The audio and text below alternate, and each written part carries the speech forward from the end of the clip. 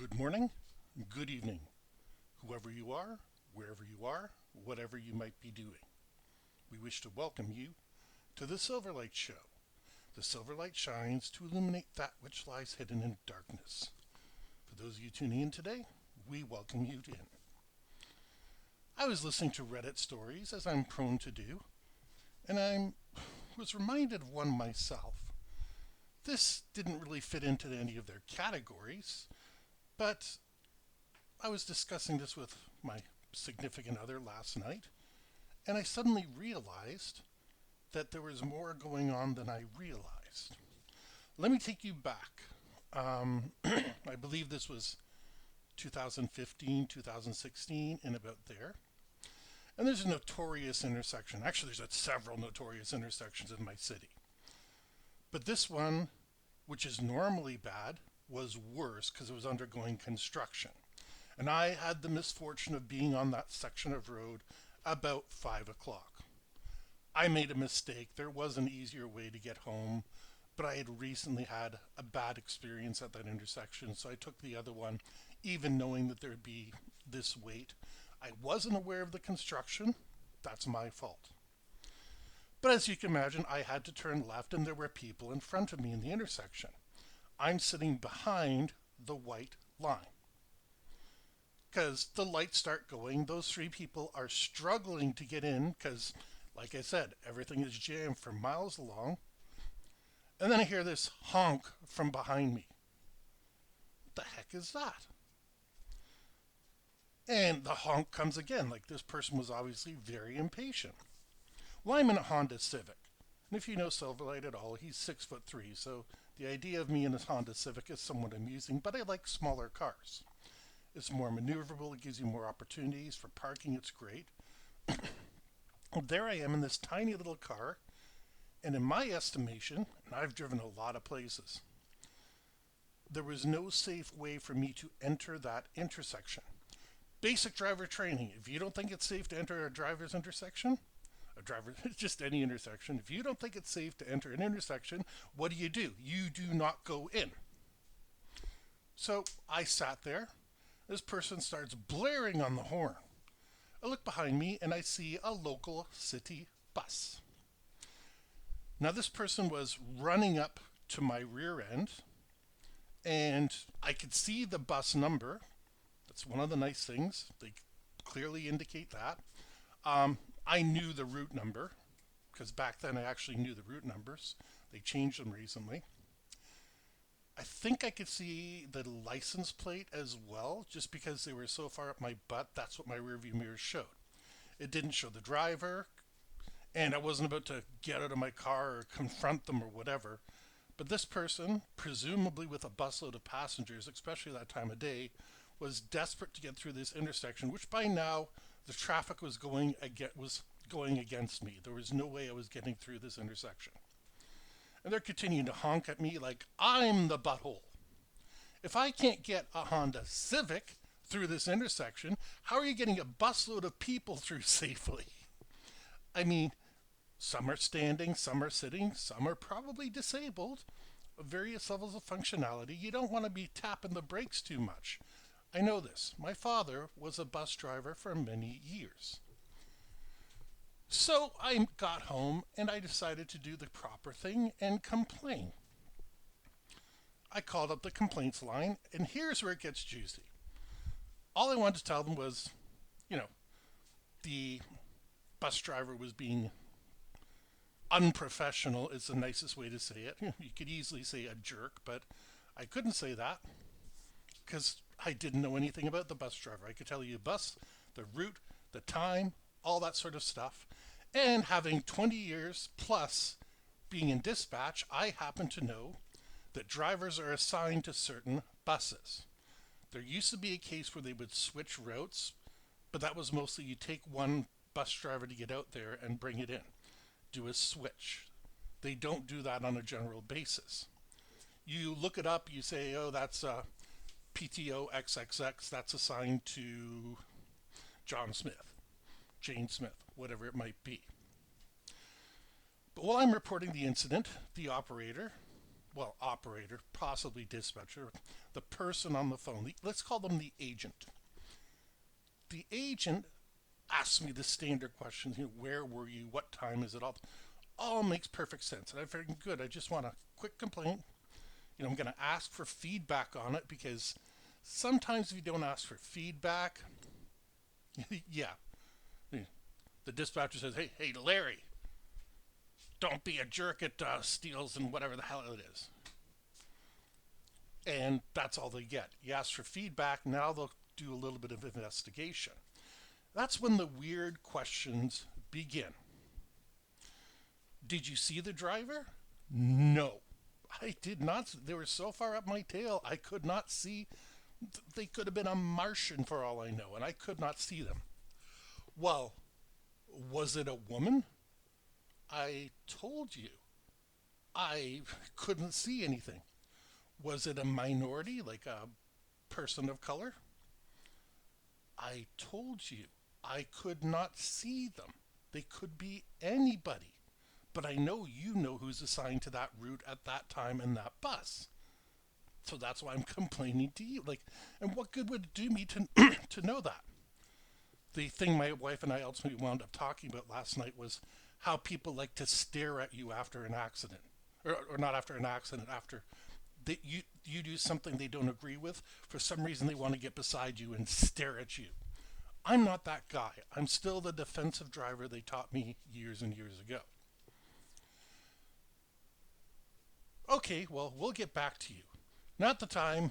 They did get back to me like 6 months later, but I was driving. I wasn't going to pick up my cell phone.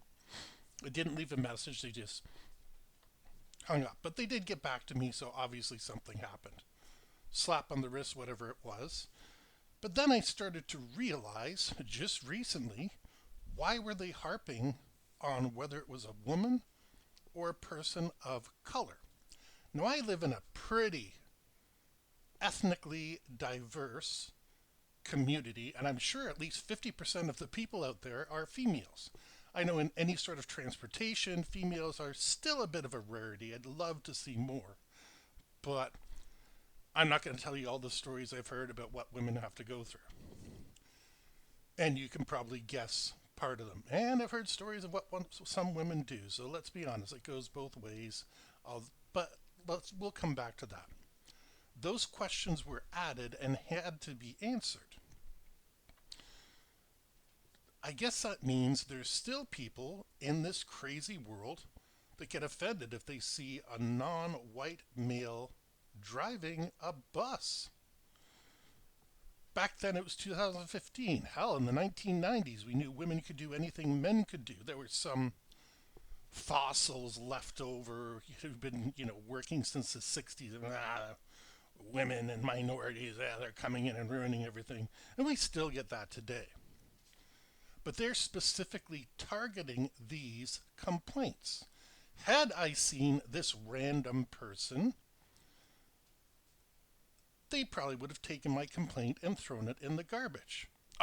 This person obviously doesn't like women and people of color, which is not the case whatsoever. But they were looking for reasons to disqualify my complaint based on the idea I might be racist or sexist. Again, being a defensive driver has its excellent qualities in that I was never able to determine, and this person followed me around the turn right on my butt. The only reason they stopped is they had to stop right after the intersection. I just calmly drove away as the traffic would allow me, and people squeezed in because they're looking for any spot. So I knew I was never in any physical danger, be it, some hulking, combat ready person like China from the old WWF. And back then they were the WWF. So I wasn't worried for my safety aside from the bus itself, which this person had demonstrated a willingness to come up my tail end. But the fact that the operator was asking these questions shows me that, unfortunately, we still have this attitude out there, and it's so bad companies will not consider your complaint, no matter how valid it is, if you observed who or what the driver is. Again, having working in transport for 2 decades, over 2 decades, I never asked about the driver. Did you get the truck number or the license plate number? Yes, I can look that up right away, see if they're close to where the person says they are or have a reason to go through there. That person doesn't need to know the person's name, color, religion, sex. Never needed to look into that.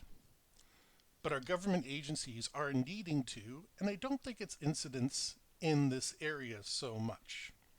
It's probably a centralized department that looks into all these complaints because every municipality is going to wind up amalgamating sooner or later because investigating stuff, maintenance, all these sort of things cost money. And they're doing a good job, trying to make sure that they're saving as much money together and procedures are standardized. This is probably north of us can get a little finicky on not liking people of different colors, but that's depends on the area, and that's even going away. But just the audacity when I specifically told them I did not see the driver, that they had to go ahead and ask these questions, and there was no apology. Like, I've had to ask stupid, like somebody said something. I know you told me that this person was purple, but I have to ask you this question. It's part of the form. Is the person pink or purple? Hopefully they're neither, because purple is not a color a human being should be. It indicates a very bad distribution of oxygen throughout their system. But yes, it only struck me within the past 24 hours that this incident stems from a systematic problem, or what somebody perceives is a systematic problem. In an accident, which, no, let's not go, well, in an accident, yeah, let's go there. Hit and run accident, you're probably not going to see who it was that hit you. It goes by so fast. You're concentrating on maybe the license plate. You're looking for anything. People have tinted windows. By the way, this bus did have tinted windows because almost all the buses do. And they've been that way since I was a kid. Probably for the driver's comfort and safety. It gets pretty bright around here some days, and, get the ground a little bit wet and you're driving into it. Yeah, I would want a tinted window as well. And I have had them, and they're a wonderful thing. But you're expecting me to look through a tinted window and figure out what somebody's race is? Like, I couldn't do that on the best of days. I always joke, if I ever have to go into a police lineup and pick the person out, that person's scot-free. I don't develop connections like that. I've worn glasses for so long, I kind of don't notice people's facial features unless I'm burning them into my head or examining them or something. But yeah, just that one detail about this incident, because there was no accident, just somebody having a little bit of road rage, which is all I wanted to report. Tell this bus driver that if a Civic can't make it through this intersection safely, you can't either. And it wasn't even a hesitancy for me. I looked at it right away and said, I'm not getting through.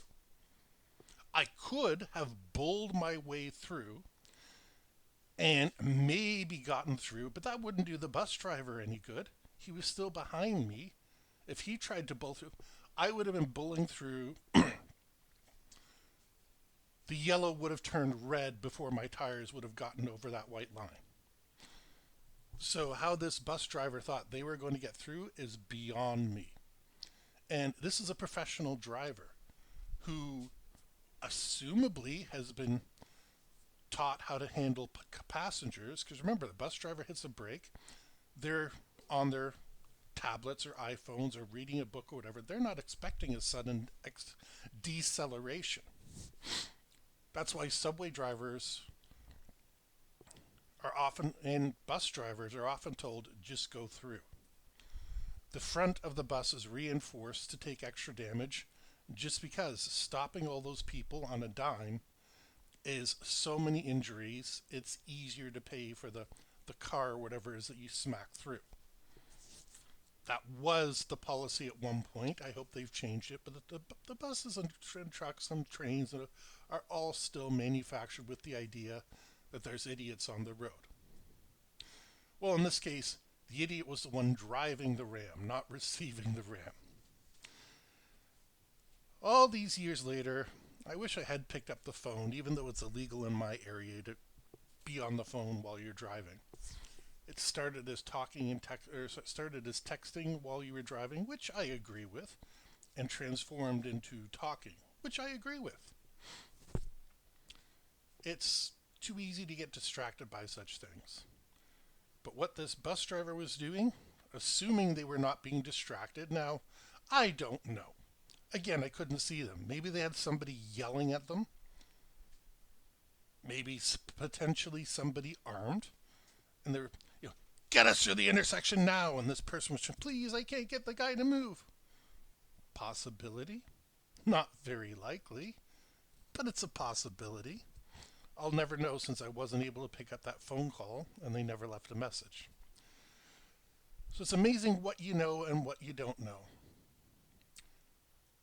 I'd still love to know what relevance that person's race or ethnicity would have had.